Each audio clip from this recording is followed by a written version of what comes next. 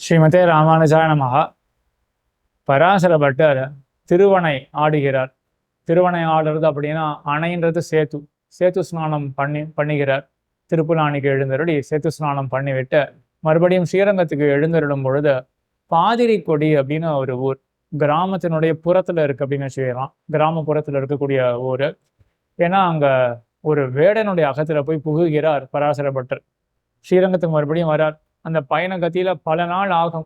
அப்போ ஒவ்வொரு இரவும் ஏதோ ஒரு இடத்துல தங்கிதான மறுபடியும் அடுத்த நாள் பயணத்தை மேற்கொள்ள வேணும். அப்படி இந்த பாதிரிக்குடின்ற ஊர்ல கிராமப்புறத்து வாசியான ஒரு வேடன், அவனுடைய காட்டு பக்கத்துல இருக்கக்கூடிய அந்த ஒரு இடம், அதுல அந்த வேடனுடைய அகத்துக்குள்ள புகுகிறார். புகுந்த மாத்திரத்திலேயே அந்த வேடனுக்கு பகு சந்தோஷம். பராசர பட்டரை ரொம்ப சத்கரிக்கிறான். ரொம்ப விருப்பத்தோட வரவழைத்து எல்லா சத்காரங்கள் உபச்சாரங்கள் எல்லாம் அந்த வேடன் செய்கிறான். அப்பொழுது பட்டருக்கு ஒரே ஆச்சரியம்.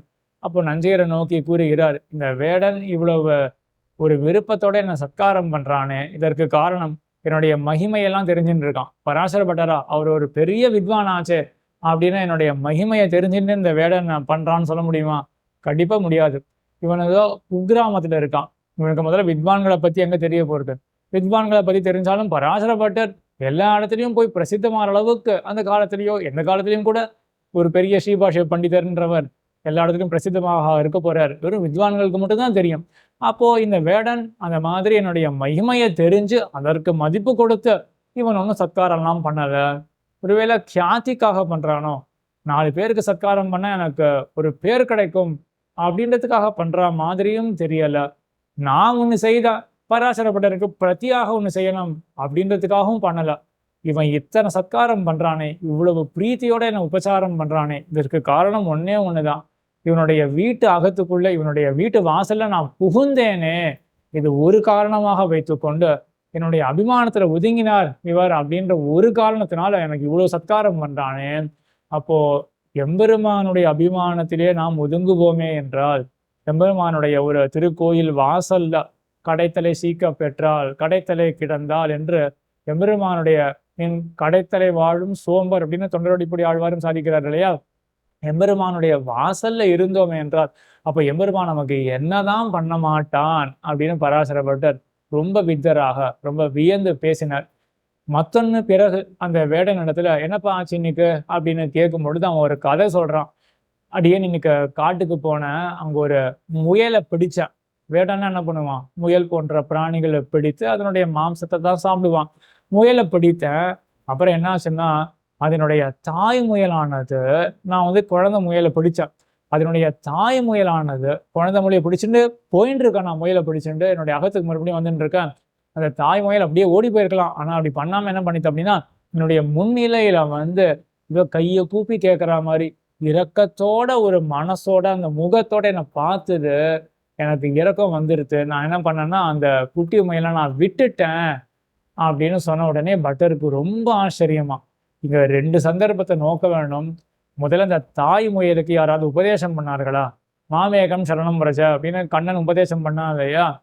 சரணாகத்தன் எம்பெருமான் ரட்சிப்பான். ஆக சரணாகதியை பண்ணு, சரணாகதி பண்ணால் உன்னை ரட்சிப்பான் அப்படின்னு யாரா இருந்தாலும், எம்பெருமானத்துல மட்டும்தான் அப்படின்னு கிடையாது. சரணாகதி பண்ணு, அது ஒரு சிறந்த உபாயம் அப்படின்னு யாரும் இந்த தாய் முயலுக்கு சொல்லலையே. இது இயல்பாகவே என்ன பண்ணிருக்குன்னா, முன்னாடி போய் நின்று தைன்ய தசையோட கையாளாகாத தன்மையோட என்னை காப்பாத்துங்கனே அப்படின்னு போய் கேட்டா யாரா இருந்தாலும் இறங்குவான் அப்படின்னு இந்த முயலுக்கு தெரிஞ்சிருக்கு. விலங்கினத்துக்கு, 6வது அறிவு இல்லாத இந்த விலங்கினத்துக்கு என்ன தெரிஞ்சிருக்கு அப்படின்னா, ஒருத்தன் முன்னாடி போய் கையை கூப்பி வணக்கத்தோடு இருந்தோமே என்றால் கண்டிப்பா அவன் ரட்சிப்பான் காப்பான் அப்படின்ற இந்த தாய் முயலுக்கு தெரிஞ்சிருக்கு. சரணாகதி உபதேசம் இல்லாமலே தெரிஞ்சிருக்கு. இது ஒரு ஆச்சரியம்.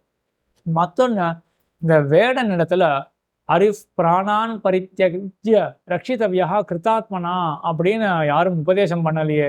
இந்த உபதேசம் என்ன அப்படின்னா, ஒரு சரணாகத்தன்னு ஒருத்தன் வந்துட்டானே என்றால் தன்னுடைய உயிரை கொடுத்தாவது அந்த சரணாகத்தனை ரட்சிக்க வேணும் அப்படின்னு இது சரணாகத்தனை பத்தின சாஸ்திரம்.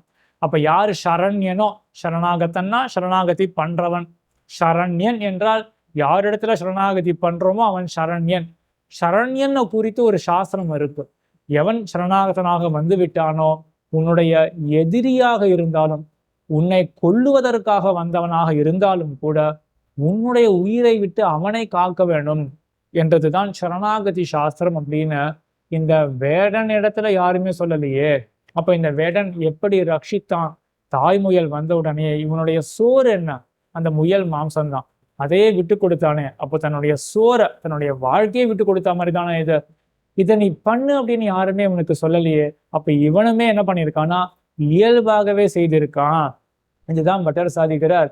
சரணாகதி பண்றதும் ஒரு இயல்பாகவே இருக்கும். சரணாகத்தனை ரட்சிப்பது அப்படின்றதும் ஒரு இயல்பாகவே இருக்கு.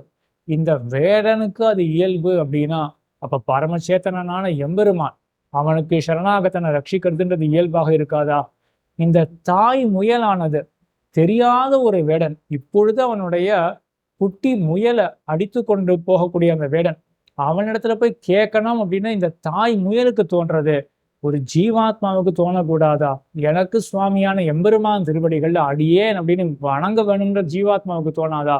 அப்போ இந்த சரணாகதி அப்படின்றது ஜீவாத்மா பரமாத்மா தத்துவங்களுக்கு ரொம்ப இயல்பாக அமைந்த ஒன்று அப்படின்னு பட்டர் காட்டினார்.